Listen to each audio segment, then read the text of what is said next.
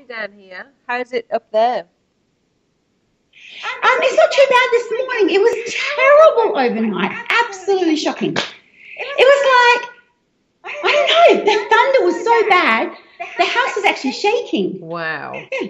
Full on. Anyway. So have I got enough light? Yes, and we're doing it on Skype, so we're just going to record audio today, although you do look beautiful, and we could totally do a video, but I thought we were going to do Skype. You can do video if you want. The only thing is... Yeah, you can do the video. The only thing is I don't know how to do video recording, so I can record the sound. Mm-hmm. A multi recorder. Let me just see if I can go into that, because that would be a really good thing. And I bought this new microphone. I put it on and it didn't work. And so I don't know. Maybe the battery's not. I don't know. Anyway, hopefully my computer has got good enough sound. Okay, well, it's saying that it's doing a video. Skype call, video resolution 5 frames per second. So let's try. Let me just see if I can. Yeah. That should, maybe it'll work. Okay, all right. Well, we'll try. And if not, then we can still use the audio. It's just that on Skype, the audio with this recorder is really good, whereas we can record video on Zoom, but it squashes the audio and it doesn't sound good. And the main purpose of this interview is for the podcast, so that the audio's got to be good for that, you know what I mean? Yes, that'd be really, really good. Yeah. So what I want to do, I'll just give you a little bit of a lowdown about what to expect. I know we've talked a little bit about it before, but just to give you an idea. So I wanted to record about half an hour to 45 minutes of podcast.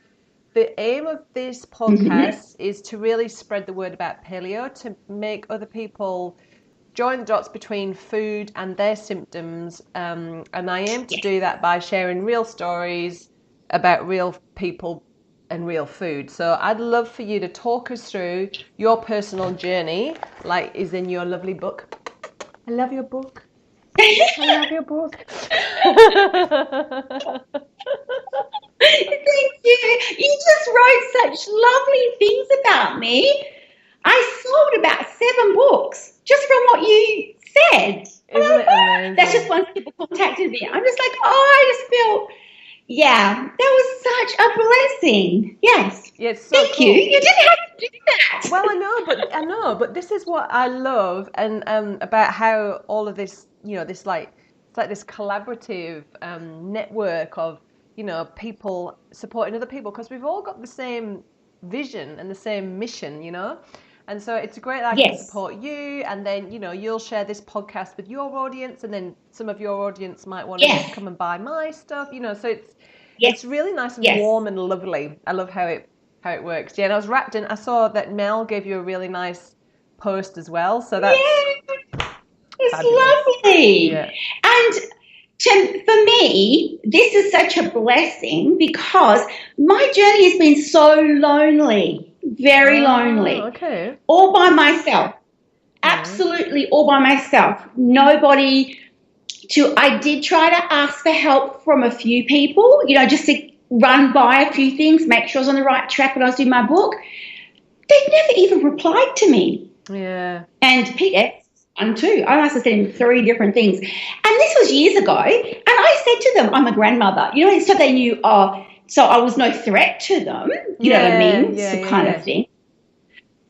But, it was a very, very lonely journey. But I'm just, I guess, a person that sets a goal and they've got to achieve it. And so I just plodded on. Yeah. Good for you. Good for you. Then that's great. And let's talk about that too in the interview. So I reckon let's get started. I'm just going to give you a brief. I'm just going to give you a brief introduction because I really want you to be the one that shares the story. So I'll just give you just a really quick intro, and then we'll go straight into the interview. I usually like to start with asking what you've had for breakfast. Okay. So that's easy. I can. So we'll start with that because people are always really... I've got to remember to look at the camera. My problem is I forget to look at the camera. I want to look at you. Yeah, well, because I'm used to talking to people. Okay, cool. Yeah, so whenever you remember, I'll try and look remember. at the camera. But yeah, I never do too. And then sometimes look at myself and talk to myself instead. All right, so what we'll I love do, it. is I'm just going to make a note of the time, and we're just going to pause for like 6 seconds just so that the editor can find where the interview starts. Yes. All right, so we'll go from now.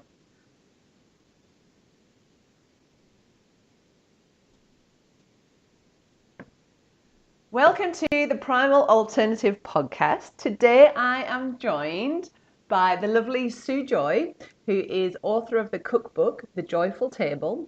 And I connected with Sue in our awesome Paleo in Perth community. If you're in WA and you're not part of that community, then definitely get on board, because it is a seriously cool group where we can all network together.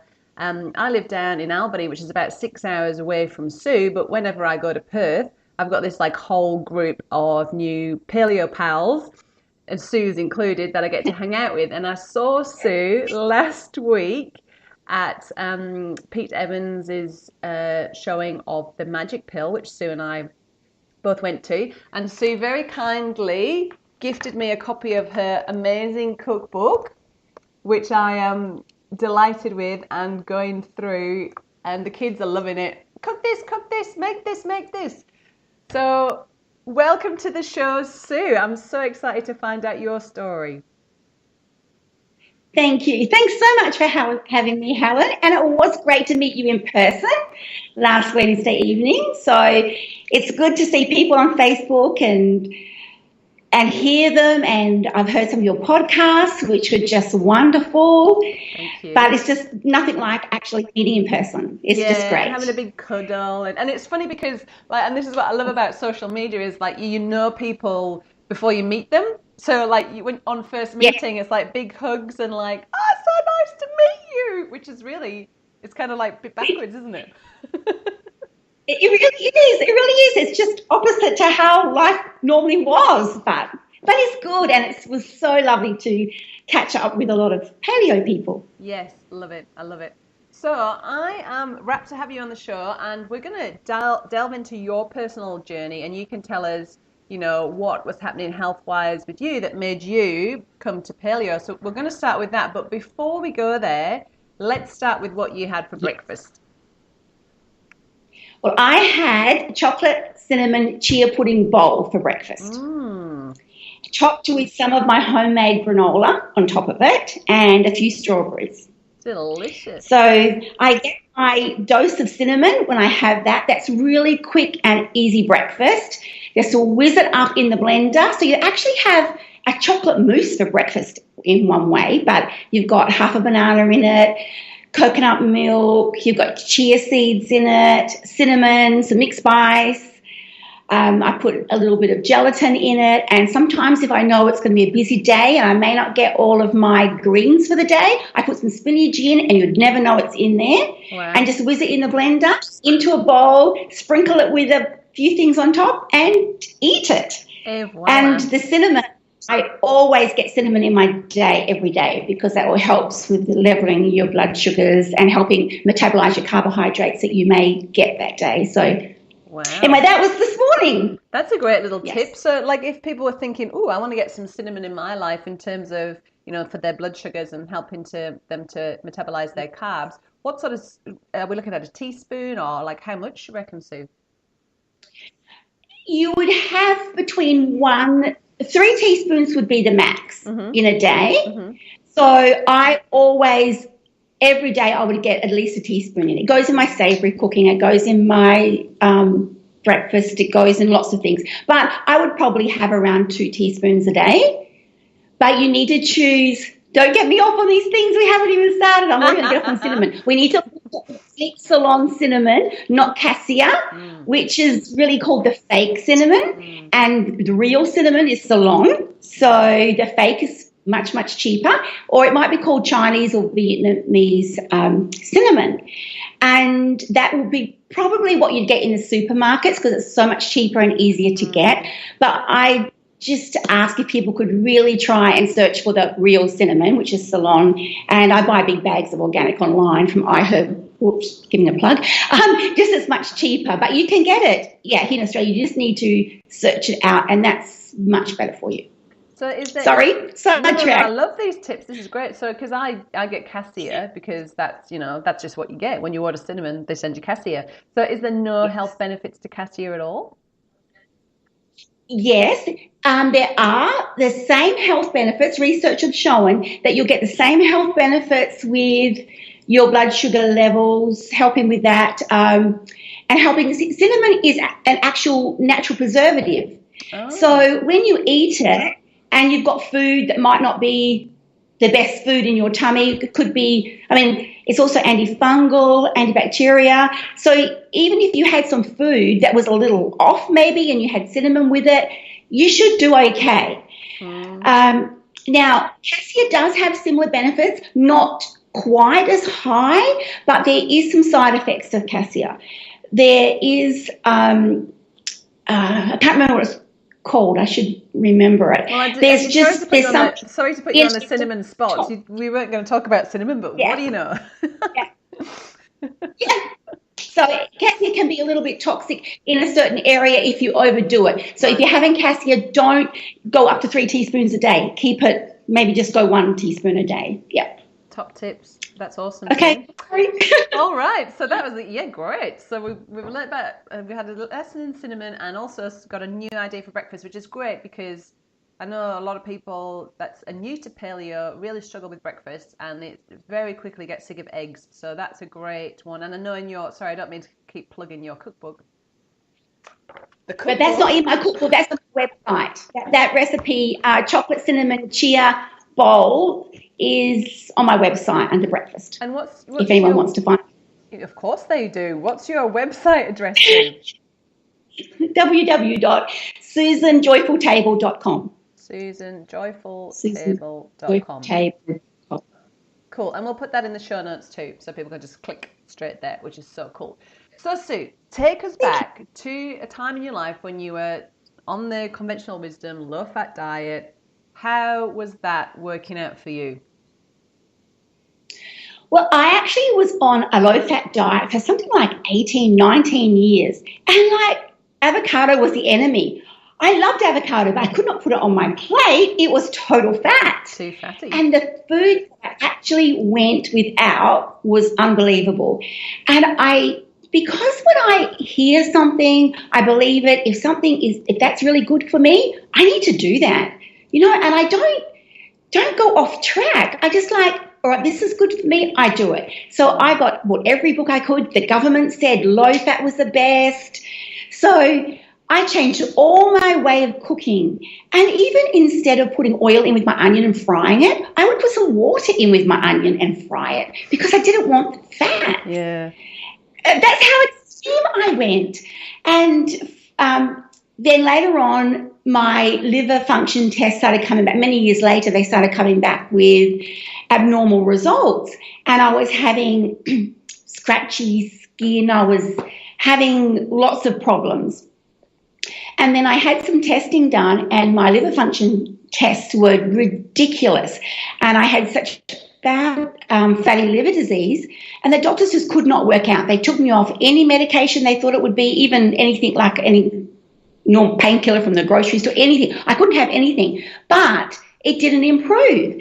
And so eventually, down the track, after 6 years of them not working out, I went to a specialist and had to have liver biopsy, which I don't do that, please. It is horrible.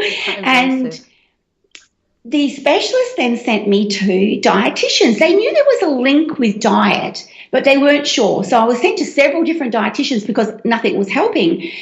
And they had me on a low GI diet, so lots of grains, lots of low-fat yogurts and all of those things. And they are the things I find out later not to have. They're the things that were making me more sick.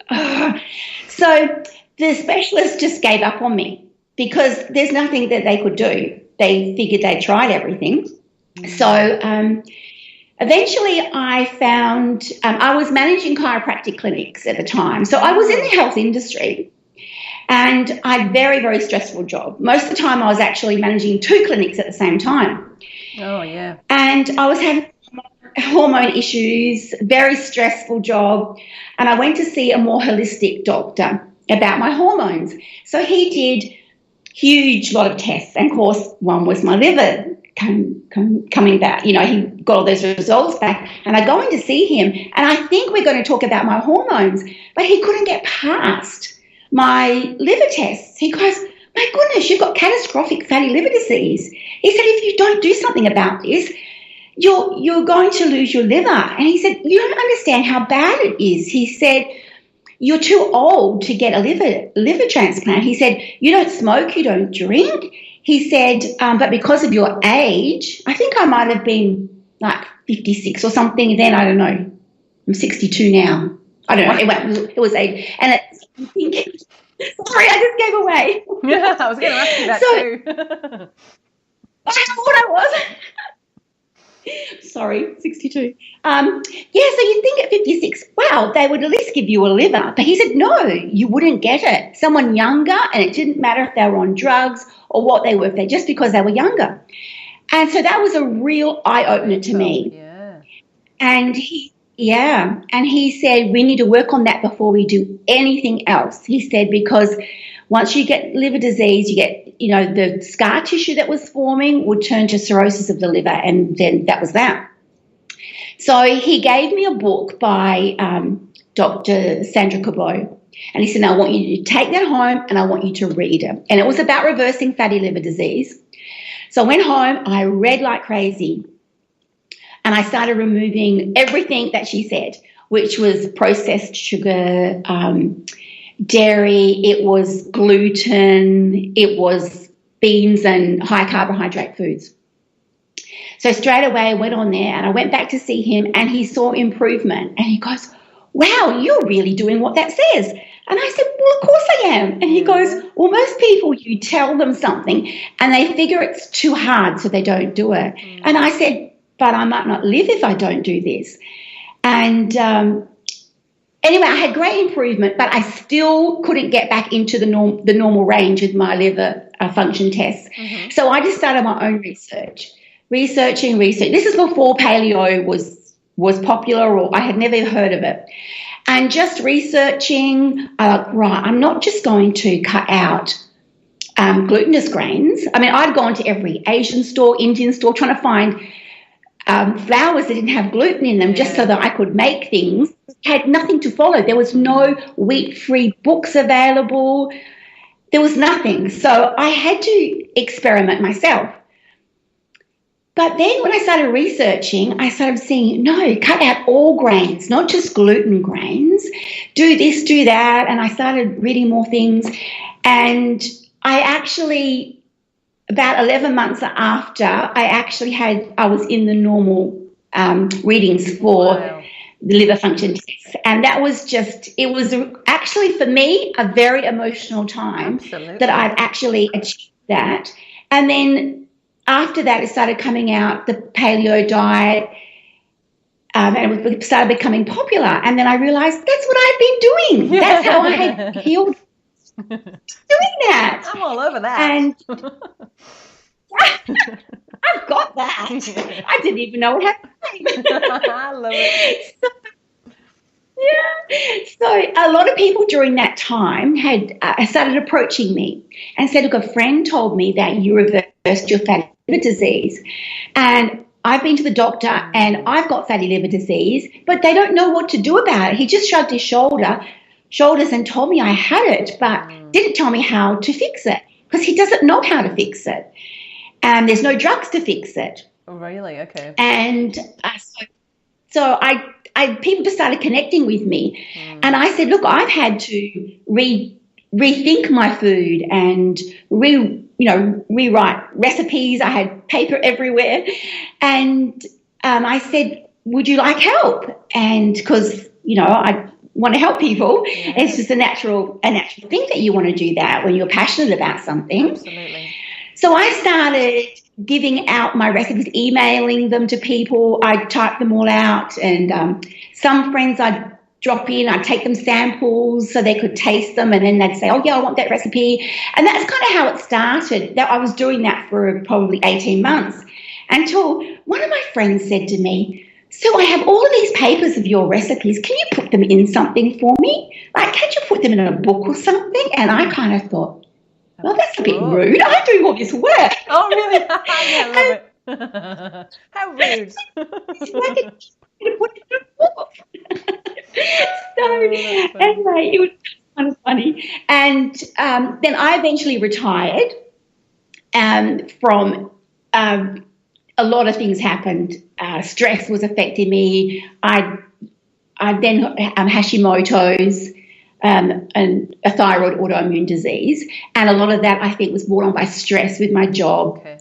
And I'm just like, right, it's time to stop. I stopped working, and people just started saying, you're going to do that book now. And I thought, oh, my husband, I'll drive him crazy. I already do with it, talking about food. So, then he actually encouraged me, which was amazing. And so then I went on the journey to try and find a publisher. I've never published a book. What do I do? And then I did a bit of research, and here in Perth, it's way too expensive. I would have had to have mortgaged our whole house. Really? To have got somebody to publish it for me. So then I went researching again, and I wasn't going to give up. I thought, there's got to be a way to do this. And then I discovered that you could self-publish. And it would cost a little bit more for people to buy your book because they actually print it as you order it, so that there's no stockpile that would cost and so on. So then I went down that journey. But then that actually took about 18 months to totally complete the book, because I started typing my recipes for them and photographing them, borrowed my son's camera, had no idea how to take a photo. Really good. But when people said, well, why aren't you going to get someone to take your photos? But if you've gone through a health journey and you've come out of it well, and this is such a personal thing, creating those recipes, I needed to write it, I needed to photograph it, I needed to even do the cover. It all had to be by me. It was my story, and I also think that probably was a part of my healing and just moving on also, I feel, looking back on it. But it wasn't smooth going. It was a really, really stressful thing doing it, because I'd never done it before. And this company, even though they were based in Sydney, their head office was in the US, and I was dealing by email with people in the US, and they couldn't understand exactly, I wanted it like this. They'd send it back a proof. That's not how I told you. I knew in my mind how I wanted my book to be. And so I didn't give up until they did what I wanted. But I just needed it to share with people. There were so many people out there that needed help, and I'd already gone through it. Let me make it easier for them. Yes. Was sort of that really was what was on my mind. But it wasn't easy going, because during that time, my mother-in-law, I took over full-time care of her. She got lung cancer, and I would cook for her and dress her and shower her. And then I had a brother-in-law, had 2 toes amputated through diabetes, and I nursed him for 7 weeks while I was photographing. And a daughter-in-law went into hospital. I had my grandchildren because my son was away, and there was just like so many things during that time. And then my book actually, my mother-in-law passed away, and she missed seeing the finished product, and that was very sad for me, because she enjoyed the taste testing. I bet she always had this saying, I have no idea what you cooked for me tonight. And I thought, oh, no, she's going to complain. And she goes, oh, it was so delicious. And this little phrase she would say, and she missed seeing my book published, by a couple of months. And then my brother-in-law passed away 4 months after her. And my book then came out, and 8 weeks after my book, I had a massive heart attack. Oh, my goodness. So, yes. It was horrific. And, it was, and that was stress. And that's one thing that I like to bring out to people. We can look after our body with food, but we also have to look out for what we take on. Yes. I didn't have any choice at the time. People needed me. But because I was also doing the book and editing at night, because I'd already started that and I didn't want to stop that, you know, I wasn't as kind to myself as I should have been. But I have never said publicly anywhere that I actually had the heart attack because I was so embarrassed. Here I am. I have a cookbook just come out. Yes. I have all of these recipes for a healthy life, and look what I did.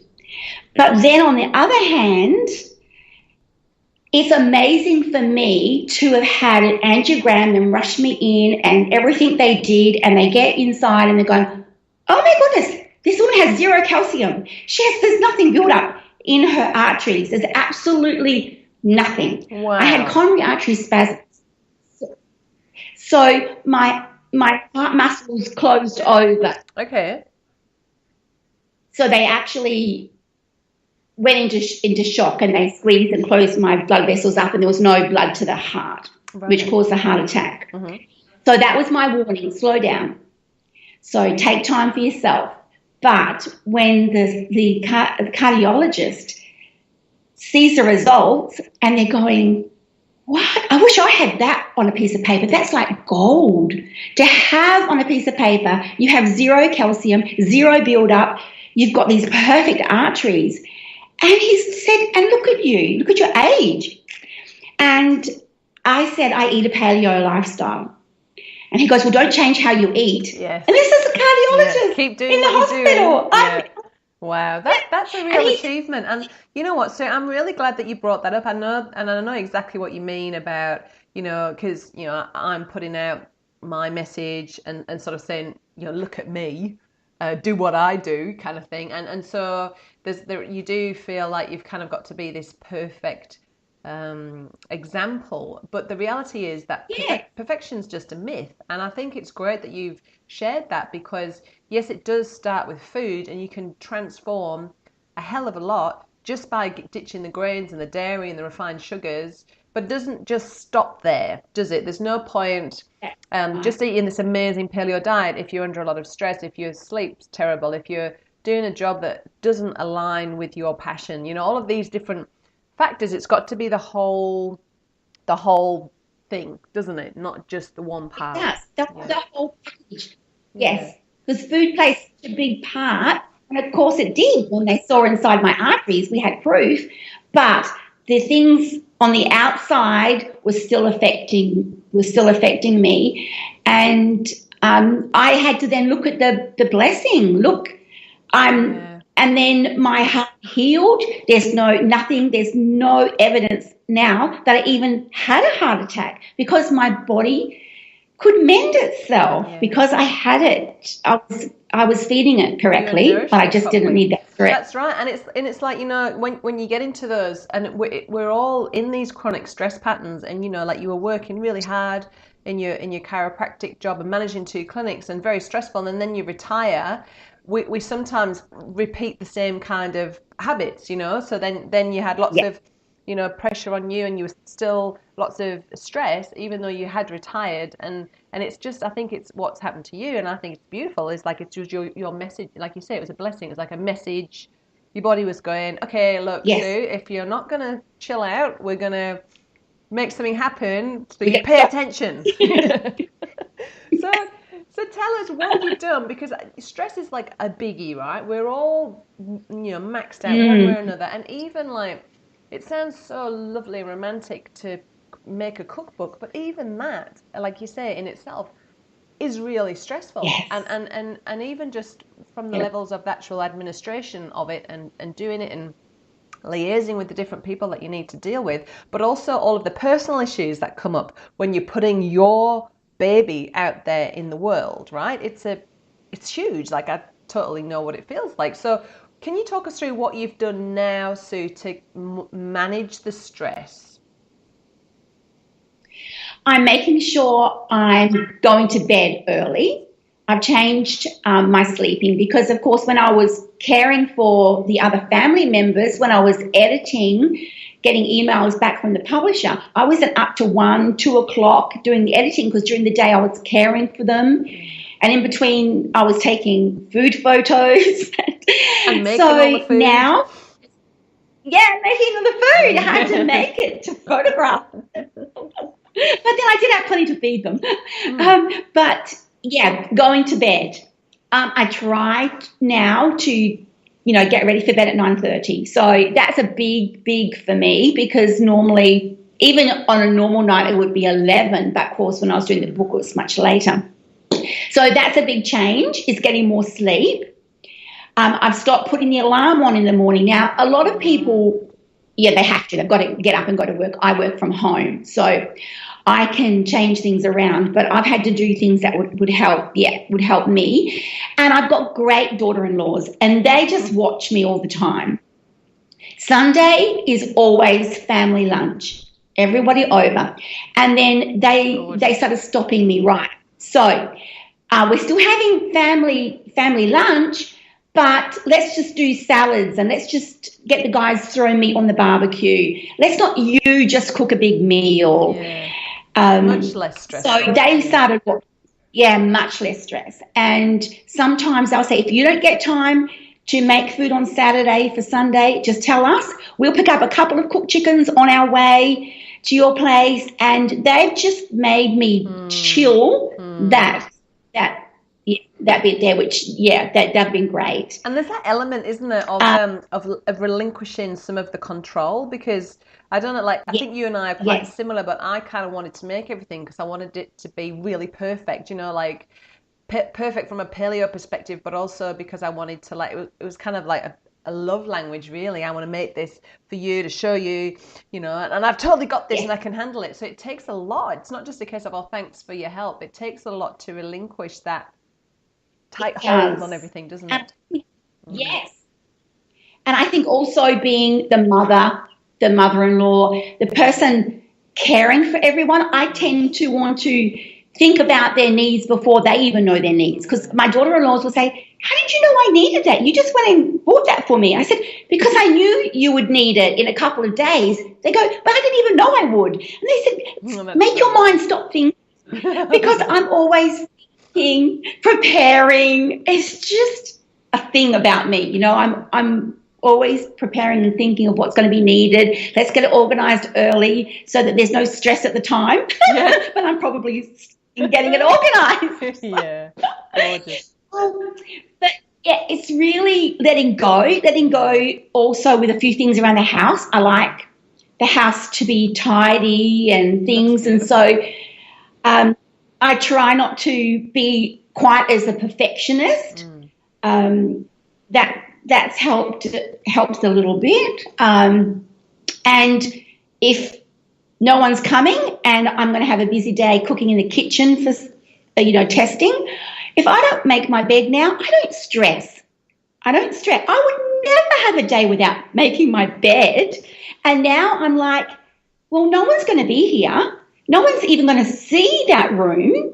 So let's get on with what I want to achieve today. And, and that's just totally not me. But I'm actually letting go of some things that I felt were so important, but it's not that important. I guess.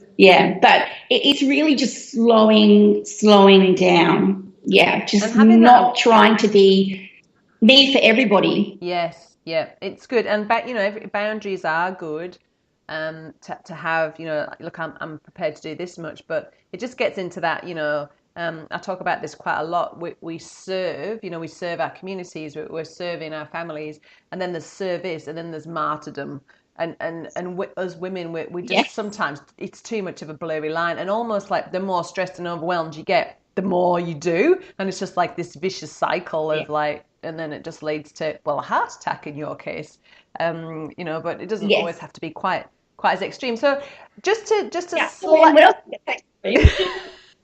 slightly go back in time.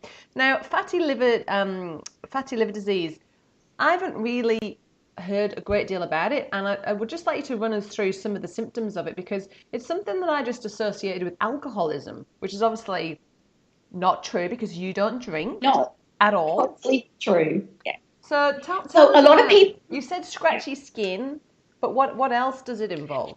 I was itchy. So my thighs I'd be scratching. So let's just say if I had, let's just say if I had in the old days, let's say if I had a tablet that might be, I don't know, could be for anything, what normal people might have, an antihistamine tablet or something like that. So if I put some medication through my liver, I would notice that I would start getting itchy in my thighs. I'd start scratching. And it started to realise to me after I knew that I had fatty liver disease, oh, something's affecting my liver. It's just one of those things that I started noticing. And on my wrist, I seemed to get a little spot that would be itchy. And then I would go and get my liver tested, and I said, oh, I think it's playing up. And they said, oh, yeah, it's terrible. But it's actually called non-alcoholic fatty liver disease is actually the proper name of it. Now, how it is caused is through having too many carbohydrates. Right. So if you're having a high carbohydrate diet, which you would be having because you're eating low fat, as I was, you know what I mean? Like I was eating low fat all that time. So it makes a very high carbohydrate diet. And carbohydrates, sugar, they actually turn to fat in the liver. And so that fat just builds up and causes scar tissue. It stops your liver from functioning properly. It makes you put on weight because your liver isn't, the toxins aren't being able to be filtered. Yeah. So it's all from a high carbohydrate diet, refined sugars. That is just where it comes from. Yeah.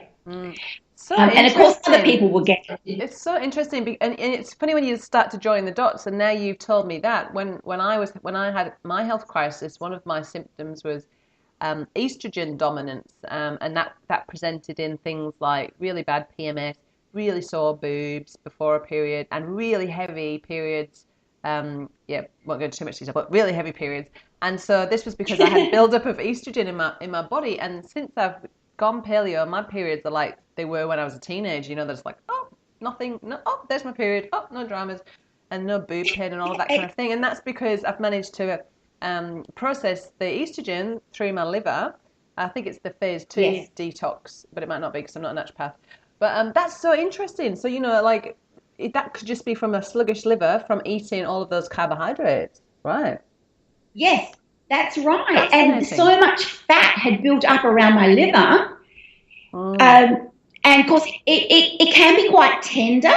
It can also then cause gallbladder problems, all connected. So a lot of people that can have a gallbladder attack can actually they also have fatty liver disease. They just go hand in hand.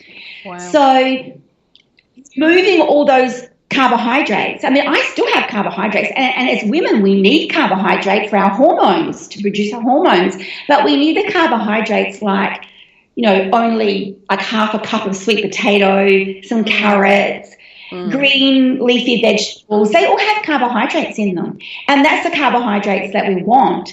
And men can go lower than women, but we need them for our hormones, and especially for your thyroid. So I've got to make sure that I do have some carbohydrate, but the right form of carbohydrate. Yes. From whole foods as opposed to processed carbohydrates. Yeah. Yes. And a lot of people don't think, do they? When they think about carbs, they think about bread, pasta, rice.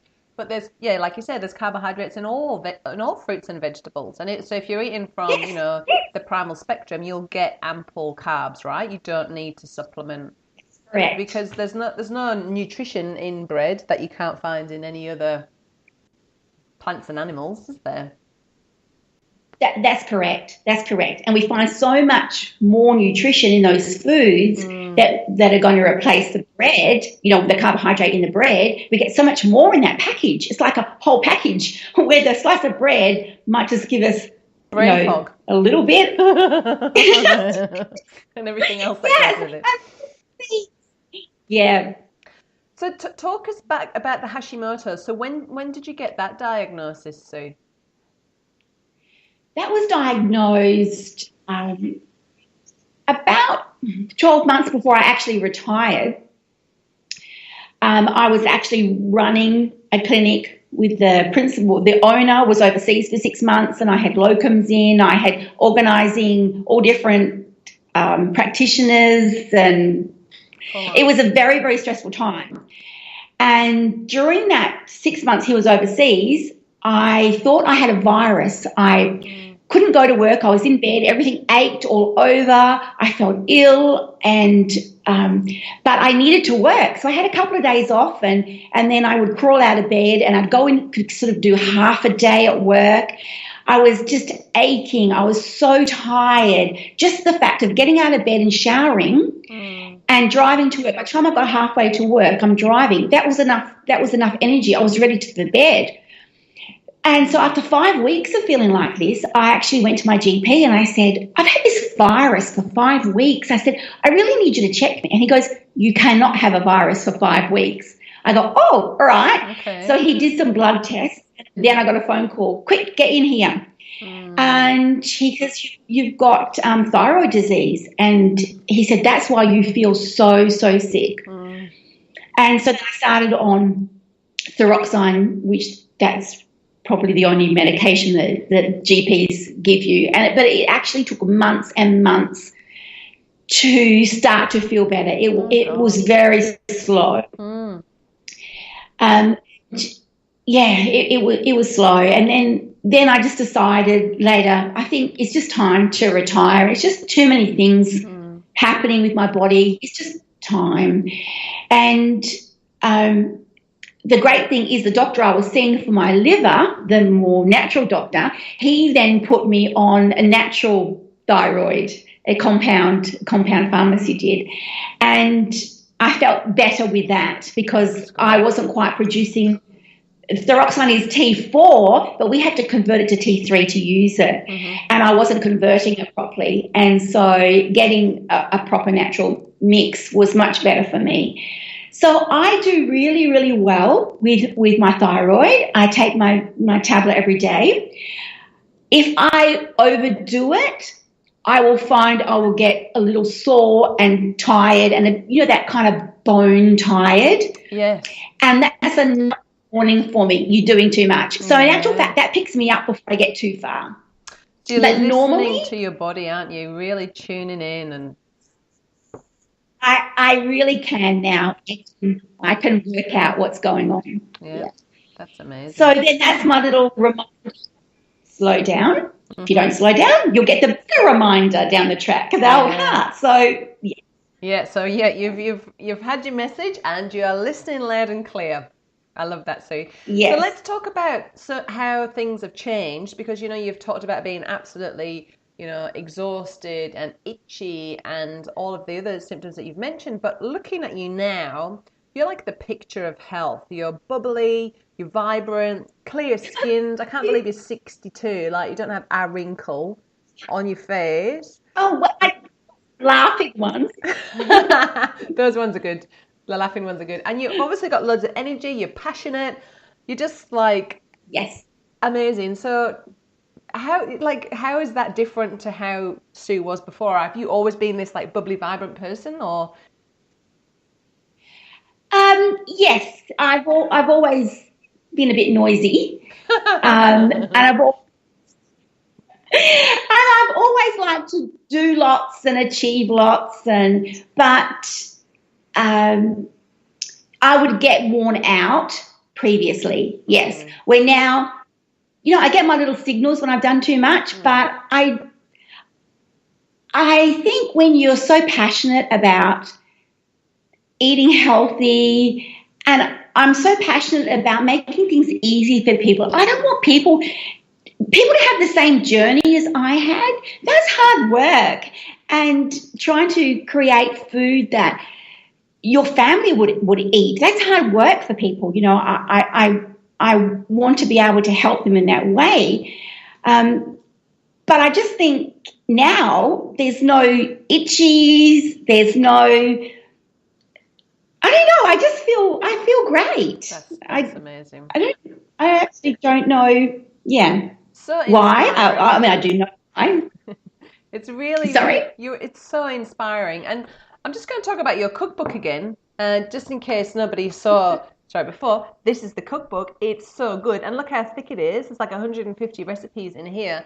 And the thing I love the most about your book, Sue, is like when you open it up, it's like a normal recipe book. Like in England, we have a WI, Women's Institute. And over here, you have CWA, Country Women's of Australia, I think. And it's like normal foods like pies and cakes and you know, pancakes and all those sorts of things that you know, you wouldn't know if you cooked something out of your book, you wouldn't know it was paleo, right? You've just given us an alternative for absolutely everything, and you've used a lot less refined sugar. Well, there's no refined sugar, but there's like maple. Like I made your pancakes on Saturday, and we made 12 pancakes. There's like a tablespoon of maple syrup over the 12 pancakes. Well, that's not going to cause an insulin response at breakfast. Do you know what I mean? No, and it's not going to liver. Yes. Yeah, and full of good fats from the almonds and all of that kind of thing. And I just really like, I love your book because a lot of people that I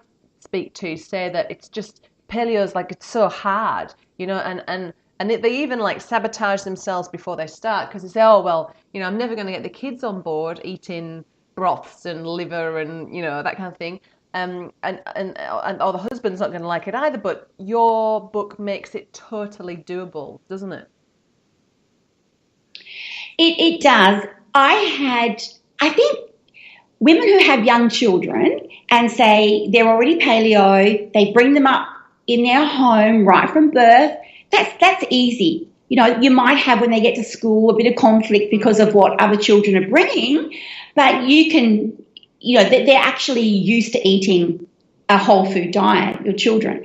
But I had sons, I had daughter-in-laws, I had grandchildren, I had a husband, and they had all these years of eating, you know, our normal standard diet that we have in Australia. And I had one son still at home. He was in his mid-20s. Who's now just had their first baby. Who's married. Congratulations. That's literally just this week, isn't it? Yes, this week. Yes, 3 days old. So I had all of them here for, you know, for meals, everybody, and I was cooking two different things. Oh, okay. And I need them to be healthy too. I'm healing my liver, but okay, I needed to do that. But what about them? So they would turn their nose up at things, but I didn't tell them. I started creating things that looked like their normal food and put it on the table. And most of the time, so they're just going, oh, yum, this is delicious. What did you change in this? And a lot of my soups, they started saying this. And I said, well, actually, this one's going in my cookbook. You know, little things because I was storing up recipes and they knew I was going to do that. And, they would just going, oh, wow, I like this. And they all make my naan bread at home whenever they make, all of my daughter-in-laws make my Indian butter chicken, the green Thai curries. We had that last night. Very good. Good. And there's I just enjoyed watching them actually start to enjoy healthy food. And that's what that was all about. They already had for all their life, they were all in their 20s and 30s, my kids and daughter-in-laws. And then I had grandchildren. And my granddaughter was my biggest critic. So, they don't hold back. So they don't hold back. So I had to produce what they were going to eat. And so I had to work hard. Yes. So, and that's what's resulted in the book because I want to help people that think you can't have normal food. All that food in there is like normal food, just healthier. Yes, just paleofied. So it's just like normal stuff that we've all been brought up on, but it's just paleofied. So, you know, and I think that's great because a lot of the cookbooks out there, like there's like loads of amazing cookbooks out there, but some of them you open up and it's like all these strange ingredients, you know, like pomegranate molasses. My mum was complaining the other day, where would I find that in England, you know, and galangal and all of these, like, you know, like 11 billion ingredients. And it's like, what I loved as well about your Thai curry is, you know, it's Monday night, I've got literally 15 minutes to make dinner, and it's okay to use a curry paste from a jar, and you even recommend a brand that you use. I'm like, oh, thank God, you know, thanks for like making it so doable, because maybe on a Saturday you might want to grind some spices in your pestle and mortar and grate your galangal. But not on Monday. But on a Monday night, you can't be bothered. And you just want to like knock up something quickly that everyone's going to eat. And I actually made a kilo of it with the plan to have leftovers and maybe another meal in another week. But it all got eaten. Like, I think my kids must be having a growth. Well, that's great. Crazy. That's great news. It's crazy. So thank you. Yeah. But for people who are thinking about, or people who are like thinking about starting paleo, or they've got a few, you know, they think it might be too hard, what advice do you have for them, Sue? My advice is small steps.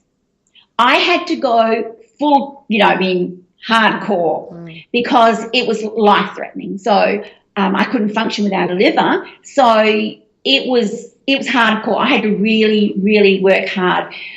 If I had the choice, I would have done small steps. First things would be cut out the gluten grains and cut out the sugar. And wheat, of course. So anything with gluten in and anything with refined sugars in. Those two things, just cut them out first, the most important things.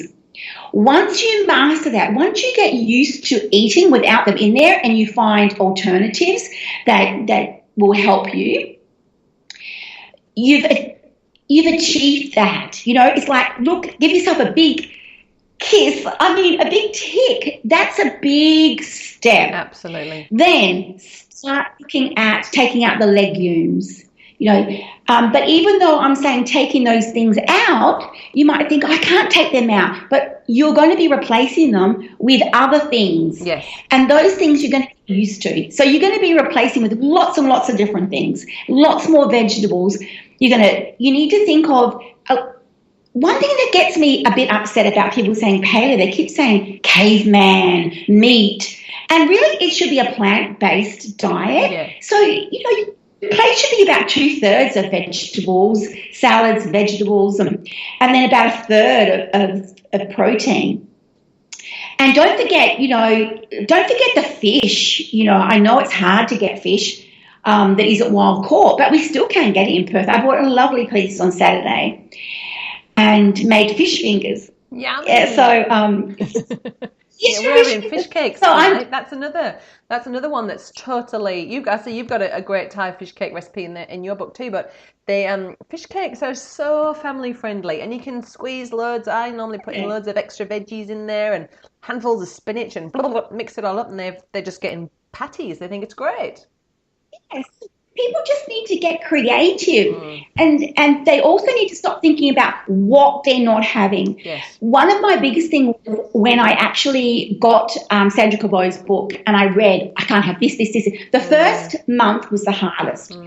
I'm thinking, I can't have that, and I can't have that. That just was my negative mind until I actually, a few weeks into it, started thinking, oh, I can have this. Start thinking about what you can have. I can have this, I can have that, I can have this. Do a massive big list and look at it. Wow, look at all the things I can actually eat. Yes. And those things are going to make me healthy. You just take away that, no, I can't bit, and yes, I can. Because it's human nature, isn't it? It's human nature. As soon as you say, you can't have this, it's just human nature to go, I want that, I can't stop thinking about that, I want it. Whereas when you realize that you can, like, you know, you can make anything from, like, I was put it down to meat, fish, fowl, eggs, nuts, seeds, fruits, vegetables, fats and oils, you can make anything conventional out of those ingredients, can't you? Correct. That's correct. And like, I had to get really creative because I wanted to feed all these growing and little people that were used to this Western diet. But they've been healthy. But I just want people just to realise not to think that you're giving up these things. Think about what you're adding in. Yes. Think about what you're getting. Think about your health. Think about your skin. And not just yourself, but think about your family, your children, your grandchildren. You're giving them a great start. And I don't know if you read in the front of my book, I dedicated the book. I want my grandchildren to have these principles in their life. So as they grow, up. They teach their children how to eat properly whole food, not this garbage that we've been fed that we've had to cope with, and realise it's only been a few years that breakfast came in a box. You know, breakfast was never in a box. It was leftovers from the night before's meal, you know, or it was soup, or it was eggs. It never came in a box, a cardboard box. No. I mean, it's cardboard inside, cardboard, you know. Yes. So we've had a generation that has just thought that that was breakfast, but there's not breakfast. No. It's cardboard. Yeah, it is. So I want my grandchildren to be able to pass on these healthier choices and the message about real food, and their children will be healthier, and then other people that they come in contact will be healthier, and we'll have a much healthier society. There won't be as many illnesses. We'll be, much healthier country. Yeah, I love that's my desire, for it just to become natural. And what a great contribution you've made to that by giving us this cookbook, because you know, I would really recommend it to anybody who is thinking about starting out or finding it difficult to keep up with the fancy pants cookbooks, just to really get something that, you know, you could find something for every night of the week and every occasion in there. So thank you for that. Now, getting on to that, tell me. So you really followed your big dream, and you know, a lot of people talk about, I want to write a cookbook, I want to write a book, but never get around to it. And you followed your big dream, and you bloody did it. And so, well done to you. So, thank you. My next question is: have you got any advice? I know there's a lot of people, they get on a paleo journey, and it kind of transforms their life, and this little dream or this little passion pops out, and then they're kind of like scared to sort of do it. But do you have any advice to anyone who wants to follow their big dream like you did? I had a lot of people saying, no, you can't do it. How are you going to do it? It costs too much money. When I went to see this one publisher down in Fremantle, and I was so devastated with the cost it was going to be, and I called in to see my mother. She's 88 now. And I said, oh, Mum, I won't be able to do that with her, you know, because this cost. And so my mum goes, oh, good, that means you're not going to do it. That's what she just goes, oh, good, so you're not going to do it. Yeah. And I said, no, I didn't mean I wasn't going to do it. I'm just not going to do it with them. And she goes, oh, but I think that's a mother thing. You know, she's thinking, will it be too much for me? And also, you know, I look at the bigger, you know, and I came home and I told my husband, and he said, well, that's not the only person. Let's do a bit more investigating, a bit more research and looking online, and then so I could self-publish, and that was going to be much cheaper. So I wanted to do it. There were so many people out there that needed this, and it was part of me, and it was my love in a way to other people, just passing on my love, and I think I needed that to finish my healing journey of everything I'd gone through. But then, of course, another journey started with getting sick and everything afterwards. But I think people need to follow their dream. I think you don't feel fulfilled. If you've got this yearning inside you, I just challenge people to don't give up. When it starts to get a little bit hard, okay, just step back a little bit, you know, don't think about it for a couple of weeks, and then get back on it again. Start researching, start seeing what you can do. But don't think that the process is going to be a short process. It is going to be a long process, because this is so much that you've got to say, and so much, you know, I thought it was going to be, I would do it in 6 months. I would have all of my Word documents of all my recipes typed up, all my photos done, the cover done, all the information beforehand. I thought I'd have that done in 6 months. It'd be printed, be out in 6 months, 18 months later. So that was also a learning curve to just keep going, because I had that dream. I'm glad I kept going. I could have stopped when my mother-in-law got ill, and I cared for her. Okay? But no, I just needed to do it. And I really encourage people, if you have got this dream, this desire you want to do, please just do it. It'll bring so much more out of you. You'll feel more accomplished, more complete. And also, I think you get that satisfaction of also being able to help other people. Yes. And I think, especially women, we do want to help people. That's just a natural desire. And you get that fulfillment of that pleasure of helping people. Yeah.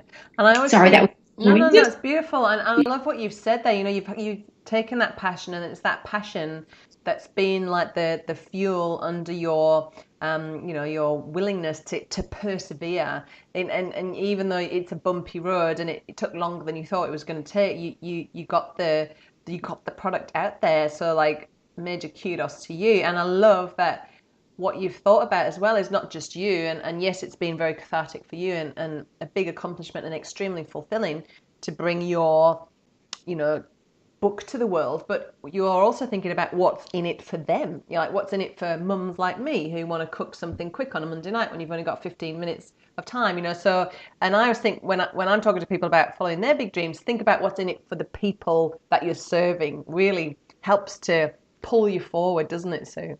Yeah. Yes. Get your eyes off yourself. Yeah. So you've got the book, you've told us about your website, susanjoyfultable.com. If people wanted to work with you or get more Sue in their life, is there a way that they can work with you?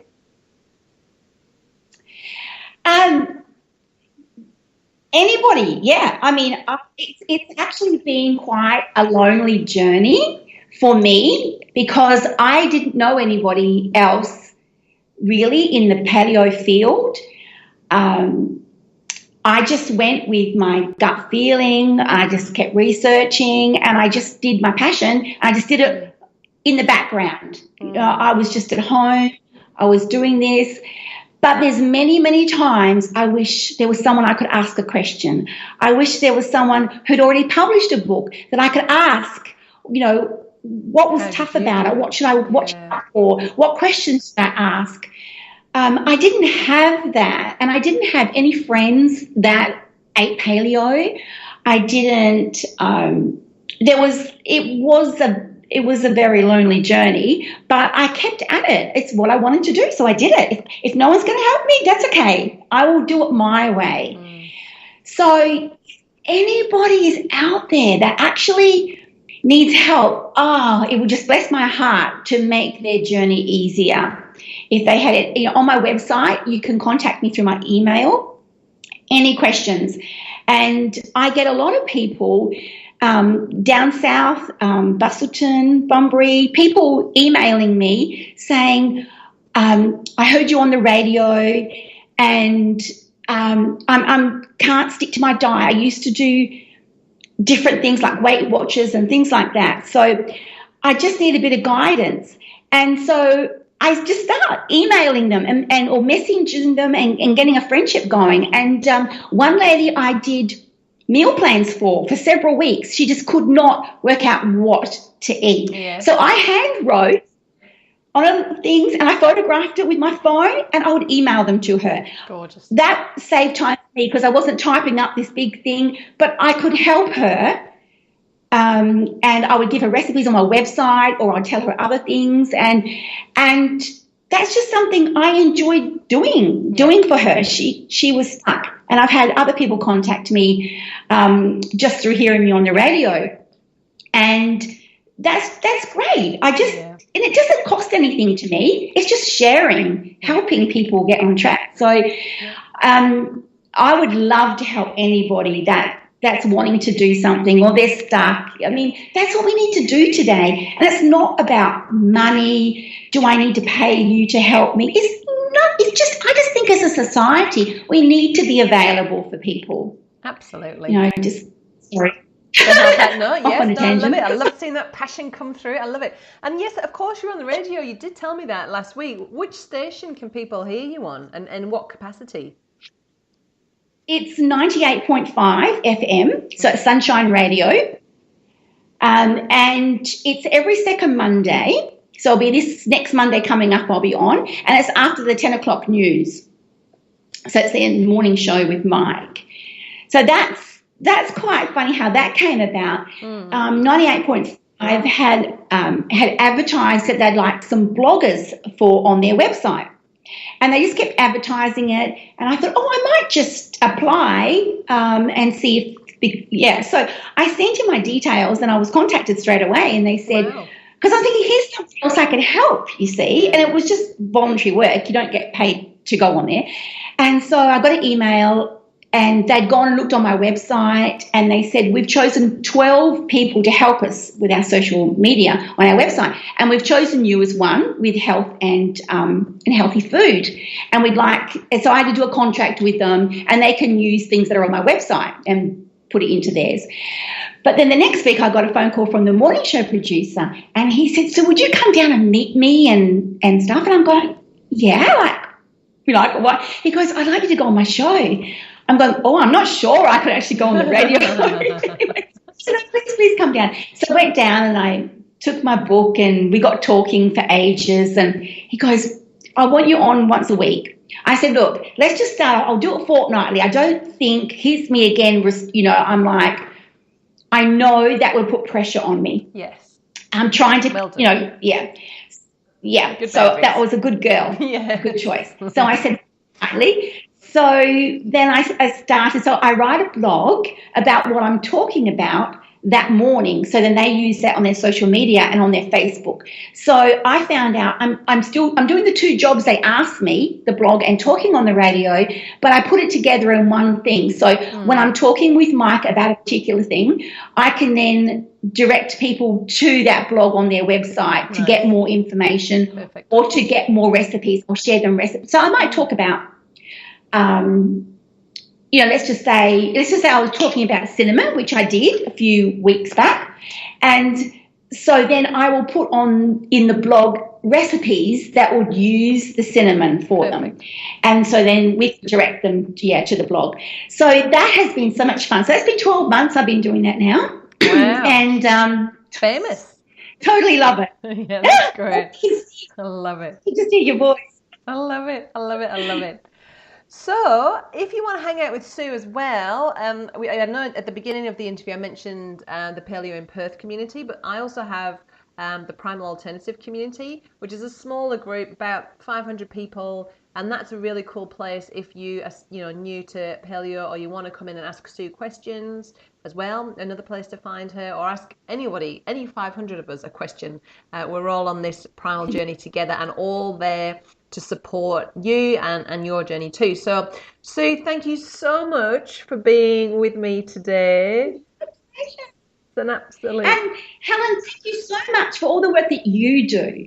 You're getting these things out. You're networking, trying to help people in all different areas, and that's just an absolute credit to you. I just love to come across other people that want to share this and want to help other people because, it's just great because we can resonate. We're just doing it because we want to help people. Yeah, love it. And thank you. You're so welcome. And I'm looking forward. I think the next time we're going to get to hang out, Sue, is going to be Joe Witten from Quirky Cooking is coming to Perth. And we're definitely going to be there. Yeah. Won't miss that. Yes. So I'll get to see you then, if not before. I might see you at a Pete Evans dinner at Heirloom or something like that, maybe in the meantime. But I've never gone to his restaurant. I actually don't go and eat out. You wouldn't need to when you cook like you do. That's awesome. It's too expensive to eat. That's awesome. Well, thanks again, Sue. It's been an absolute joy talking to you today. Thanks, Helen. Thanks for all your love I could feel today. All right. So I'm just going to write that 1 hour. Oh, we went on for ages. Oh, that's good, though. There's so much juicy stuff in there. Oh, my goodness. Lovely. Right. So before we go, I just want to take a picture of me and you so we can social media it. So you ready for a smile? Okay. I love it. And can I take your address? Because I'm going to send you a small present. We've done Did the you get it? Yeah, I've got the picture here. We've done the picture. Yeah. Done. Oh, you froze. Oh, that's so funny. It's like you froze in the picture. It's really raining here, so I don't know if our signal's dropped out.